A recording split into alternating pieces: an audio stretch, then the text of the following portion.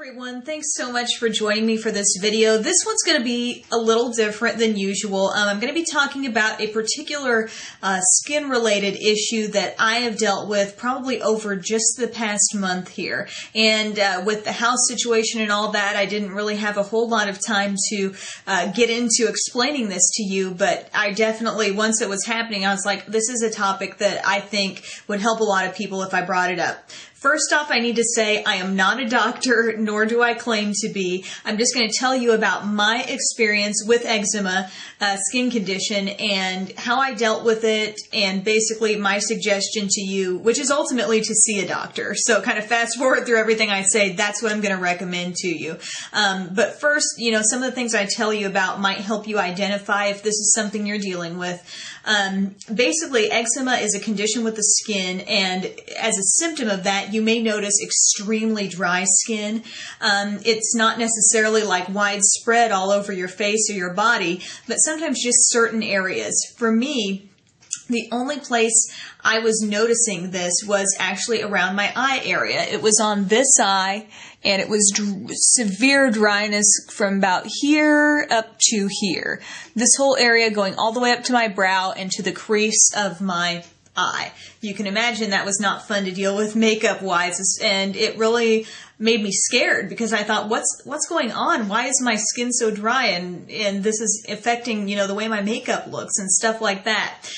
So going back again, about a month ago, I noticed my skin was just starting to seem a little bit drier in that area. So it's, for me, this problem sort of crept up on me a little bit. It wasn't like instantly my skin was super flaky, it was just a little bit drier there. And so I thought, oh well, my skin's just being strange. I'm going to put a little extra moisturizer or eye cream or whatever around that area. I think I got some temporary relief from that and wasn't too concerned.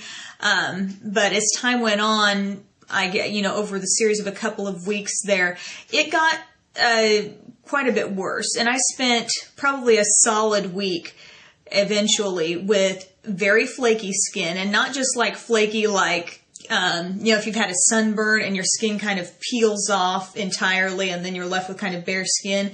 It was just a continual flakiness. Like, even if you put something on it, even if you put like a gentle moisturizer, like the Clinique Dramatically Different was something I thought, okay, this isn't gonna cause any disruption to my skin, but even so, it just had this continual state of dryness and flakiness. And so, obviously, once that started to get in the way of my makeup routine and just concern, why is it just this area? My whole rest of my face was fine. I had it nowhere else on my body. It's not to say this can't happen elsewhere on your legs or your arms or wherever, but for me, this was the only place. It was around my eye. And so I was growing rather concerned about this. And mind you, this was about the week before, like the week leading up to our move at the house. And I start looking this stuff up online because I am an instant, like if I notice something is wrong or anything like that, like I instantly go to the computer. I think a lot of people will turn to Google and try to figure out what might be going on before they ever consult a doctor. What was coming up and what was really sort of making sense with my symptoms was that it was eczema. And so I read up about it, and yeah, dry, flaky skin. It can be around your eye area. Some people have it on their eyelid. Mine was very close to my eyelid.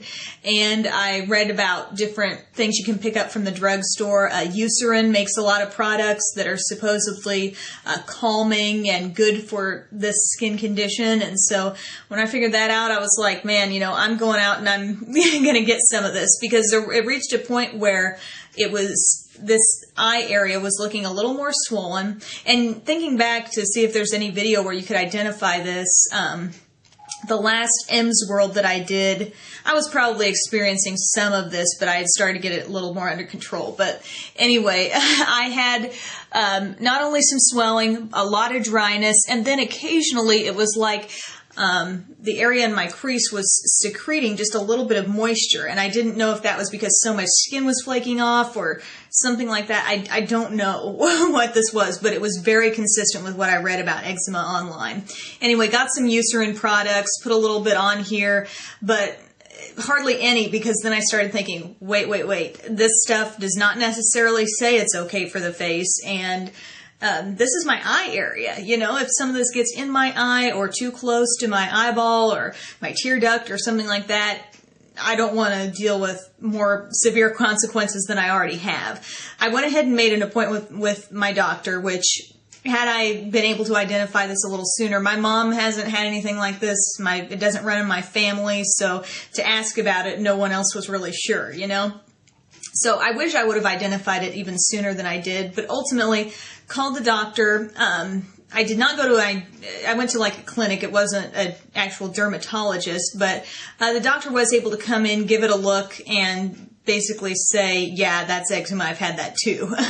Around the eye, the inner part of her eye, she said. So she prescribed something for me. It's a prescription lotion. It was called Desinide lotion. It's for external use only, she said, and I think this has a steroid in it. And so she advised me only use this for 5 days, twice a day. So like when you go to bed and when you get up. And she said, keep it a very, very thin layer. So I guess whatever's in this exactly, you don't want too much, and you also want to use sparingly around your eye. So I did that, and within the first day, I mean, I went from having flaky to finally something that could control it. And after, like I said, the first day I noticed some results. Second day, everything just continually got better. Right now, I mean, I feel like you're seeing completely smooth skin right here. This is dry. This is not flaky. You know, it's how it should be. It's consistent with the rest of my skin. But stress is one of the triggers that I found. Stress can trigger eczema. A lot of people have said on discussion boards and things like that, if they get stressed, that can happen. Well, I was moving in 1 week. I was packing up my whole life and moving it to a new place, kind of nervous about that, and that could have very well been part of it. When I was at the doctor, they asked me a lot about, was I using a new product, or was there any possible reaction with anything that could be happening there? And I really wasn't doing anything out of the ordinary. I mean, I hadn't tried anything crazy and that I'd never done before. And once I noticed any dryness, I was definitely toning down what different products I was using around that area and using a lot less of them once that started happening. But anyway, they were able to prescribe me this. I used a very thin layer. This may not be necessarily what every doctor prescribes, but it worked for me, and it really cleared up the issue quickly. She also advised me to use Johnson's baby shampoo. It says it's gentle to the eyes as pure water. She said, use this when you wash your eyes, and that was when I first started this. She said, you know, you can use whatever to, you know, get the bulk of your makeup up, but if you're doing something around your eye area, use this. So that's what I did. I still used my Olay Facials Daily Cleansing Cloths, got all my makeup off, and used this around my eye area. It is very gentle. Even though this was a sensitive area for that time, didn't feel a thing with this on it. So basically, yeah, I feel like I've talked forever, and I'm sorry. My objective was not to talk your ear off about this, but rather to maybe just let you know that if you notice something unusual with your skin that's not consistent with the rest of your skin at all, this could be elsewhere on your body, or it could be like I had right around my eye area. I would advise you to ask a doctor about it. Chances are they've seen something like this before. You know, a dermatologist would probably be ideal. Fortunately, the doctor I went to had experience with this, and they were able to identify it as well. But it's something you need to be aware of. You don't want it to get more severe, or something that, you know, might take you even longer to treat, or take a different kind of drug to treat it. And, you know, I know this works for me. It's not necessarily what will work for you, but it was a struggle because I was still going on the air doing the news and concealing it as best I could. Fortunately, we're not on HD cameras yet. Our station is going in that direction, but it wasn't showing up there really. So I was able to conceal it or control it or whatever, but that's very hard to do. This is flaky, dry. The texture is not anything that you want to work with makeup-wise. So I just wanted you guys to be aware of this and tell you my story. Thanks again for watching, and I hope I was able to help you. Have a great day.